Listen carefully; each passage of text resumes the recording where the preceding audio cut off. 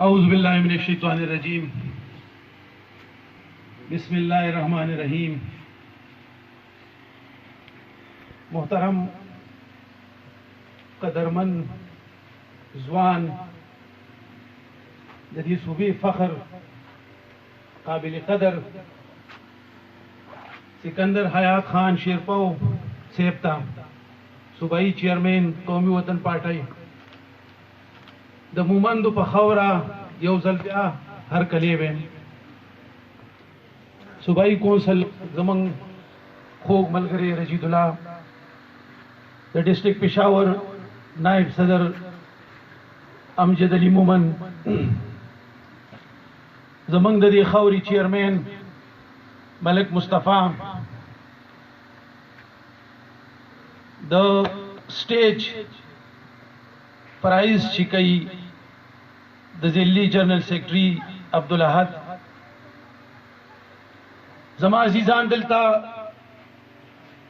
د یکغونه صافونه د لیمزونه او زمون قابل قدر مشر د تحصیل پنډیلای تحصیلدار صاحب، دغه شان زما ډیر خواږه ورونه سکیورټي فورسز او شاکر الله دغلنای نه موږ له سپیشل راغلي دي. تاسو ټول شکریا ادا کوم او دلته ناس کسان دا هویم ډیر زیات ممنون او مشکور یم. عزتمند مشره، دا خبره ده چې تقریبا و میاشتې مخکې په دې خوره باندې د تحصیل په صافو کې یو سانحه شوې وه او زه په دې فخر کوم په حیثیت د ترکزي د یو بچي چې د اوسه پورې یو لیډر د یو پارټۍ نه دی راغلی، خو زما دا ځوان راغلی دی او زما دې ځوان مشر د یو کور ته تللی دی او دعا یې کړې ده. دلته به ناست خلک دي، د هغې به دا ګوایي. که ما ته ضرورت دی نو ما ته د داسې مشر ضرورت دی، که ما ته ضرورت دی نو ما ته د داسې پارټۍ ضرورت دی. څنګه چې حیات محمد خان شیرپو صاحب په 1975 کې د خپل ملک د خپل پښتون رور د پاره ځان شهید کو، دغه شان نن په میدان باندې سکندر حیات خان ولاړ دی، حیات ثانی ولاړ دی. دا دغه میشن به مخکې بوزي، موږ به سره ولاړ یو، وګپ به سره ولاړ یو او ان شاء الله ستاسو په وساتت سره، ستاسو په مرګرتیا سره ملګرو ویلي چې دا به د وزیر اعلی کورسۍ تر سو عیساخیل پرانخیل وره دا واده وکړي او نن دې مشر ته دا ووایي چې دا کم ازمیښتونه په موږ تیر شو، کم خلک چې تاسو موږ په خپل ووټ باندې دغه ځای ته ورسول، نو زه ډېر افسوس سره ویم او زما ملګري دلته جان محمد ملک یو خبره وکړه په 21مه صدۍ کې به هم زه دا ویم چې ما دلته سکول نشته، په 21مه صدۍ کې به هم زه ویم چې زما بجلی نشته دی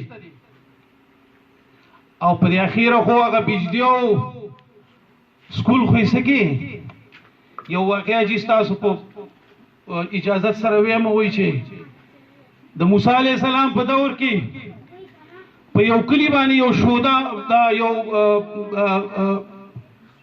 بیزو شادو او مختو هغه به داسې کار کوه، هغه شادو چې هغه به زنانو به د شپې وړو واغږل نو هغه وړه به یې خوړل. د هغه کلي خلک را پاڅېدل او موسی علیه السلام ته یې ویلې چې یاره دې شادونه خو موږ ډېر زیات تنګي وو، دله سزا ورکړئ چې دا کار نه کوي. موسی علیه السلام وایي هغه شادو راوغوښته او هغه ته یې ویلې چې نور خو د سره څه نه کوم، خو دا کلی یې پرېږده. شادو چې روانو نو په لاره کې ولې یو میلو ورغلی دی، میلو ته ویل چې چېرته ځې؟ ویل چې یاره زه خو پیغمبر د دې کلي نه وشړلم او زه خو ځمه. نو هغه ورته ویل چې ځه ته خو یې وشړلې خو اوس به زه په دې کلي باندې راشم. نو هغه میلو پې مخته شو، هغه میلو به داسې کار کوو چې هغه به وړو خوړل او بیا به له قلفي ماتاو. نن په ما او تاسو باندې هغه خلق ملوث دي چې هغه مخکینی خو به موږ وبخو چې چا دې ملک سره او چا دې خاورې سره کړي دي. ستاسو له دو ټیم رزق دا زما ټول چې کوم دلته ناستي غریب خل دي. سهار چې خپلو بچو له مزدوري وکړي نو غرمه به دا سوچ کوي چې د خپلو بچو له به څه وړم. ځکه چې که سهار ته وړه په یو ریټ والي نو غرمه تا ته په هغه ریټ نه میلاوېږي. سهار که ته وریجې په یو ریټ والي نو ماښام تا ته په هغه ریټ نه میلاوېږي. نو د موجوده حکومت خو دا ملک وشرمو، غریب یې غریب ته تباه کړو. د دې نه پس په موږ دا زما دا قوم عیسی خیل بران خیل دا سوچ کوي چې یاره زه به بیا هم د سره مرسته کوم، زه به بیا هم دله ووټ ورکوم. زما په خیل چې داسې نشي کېدی. او سهار موږ دلته یو مشر دی ملک عبدالحسن راغه راته یو خبره وکړه، ویل یو سړي ویلي چې ساسخان اصلي لیونی دی. نو دغه سړي ته زه ویم چې په دې لیوني به دې زغلوم انشاءالله او دا خاوره به دې پاکوم انشاءالله. د دې ځای له داسې لیوني مې دله جوړ کړي دي که خیر. دا تاسو چې کوم دې قوم سره دې مومنامې سره په کم شکل باندې وکړل نور دا قوم بیدار شوی دی. په هغه اخیره کې خو اتحاد د ډیم په بانۍ دی هغه د پدري جایداد د مفتو په پیسو باندې واخیستو، کرپشن پکې وشو، خورد برد پکې وشو. زما د ډیم د پاکستان یو ډیم ځمکه دی په یو قیمت باندې خرڅېږي او زما د عیسی خیل بران خیل او د عثمان خیل ځمکه دی په 6,000 جریب خرڅېږي. دا ولې؟ ځکه چې دې کې کرپشن شوی دی، دې کې ډېر خلق ملوث دي. د دې قوم د بچو حق والي دي، د دې قوم د مشرانو حق والي دي. او که د هغې نه مخکې سوچ وکړو او لږو پسې لاړ شو نو کله 13 کاله مخکې چې زما په دې خاوره باندې کم حل تیر شوی و، زما سپینګري بې عزتي شوي، زما د سپینګري نه پټکې غورځېدلې، زما کشر بې عزته شوی، زما زنانه د مومن لور خور بې عزته شوي. هغې لپاره تاسو دې خلکو تاسو له څه وکړل. خو چې کله زما او ستاسو په ووټ باندې د اسلام آباد دغه رڼاګانو ته موږ ولېږو نو بیا ترې د مومن خاوره او د مومن مشر او کشر هېر شو او هغه هلته صرف او صرف د یو څیز ته کار ویلي چې پیسې جوړوه، ړومبی ځل دې دی او اخري ځل دې دی.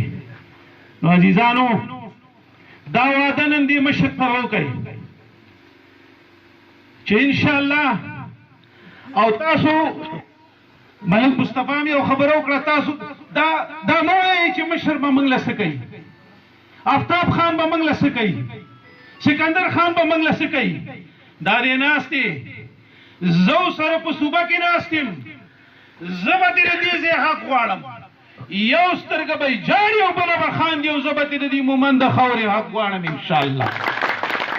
ستاسو لپاره به یې دې غواړم او دا یقین ساتم پر خپل مشر باندې، ځکه چې کم عزت مال راکړی شوی دی. عزیزانو ما 20 کاله په یو پارټۍ کې سیاست وکړ، په دې خاوره مې سیاست وکړ، دې خاورې ته سیاست ما راوړی دی. خو زه یو کال مخکې د آفتاب احمد خان شیرپو د لاس د لاندې دې پارټۍ ته رالم نو زه ډېر افسوس کوم په هغه خپل 20 کاله باندې چې دا ما ولې ضایع کړي. دا د اشنغر خان خو ما سره نږدې دی، د پیر کلانه مې ورته لاس هم رسي. هغه خو د سند خلکو، د سند به زما څه په کار راشي، د پنجاب به زما څه په کار راشي. زما که په کار راځي د دې خړې پښتونخوا خړ پښتون به زما ستا په کار راشي. او دا یقین زه تاسو له در کوم چې انشاءالله کومو ملګرو دلته کې شمولیت وکړو نو زه د خپل مشر ته ویم چې زما د حصې زما د مرګرو د ایسی عزت هم دوی لور کوي دا نورم درانه کوي چې دوی سباله دا وای چې موږ چا صلی الله لاس ور کړو نو هغه د خوري یو کشرو هغه د خوري د اشنغر یو خانو او هغه په دې خوره باندې مینو عزیزانو دا یو وعده کو په اخره کې چې ان شاء الله نور بزان نه دوکه کو او د قومي وطن پارټای د سیاست د لاندې د قومي وطن پارټای د جنډې د لاندې بمومن قوم یو کیګو ترګزی به یو کیګو او ان شاء الله چې دا میدان به ګټو او دی نورو ته به خیو او دا مې سره وعده ده دی نورو ته به خیو چې خلک حکومت داسې کوي ډیره مننه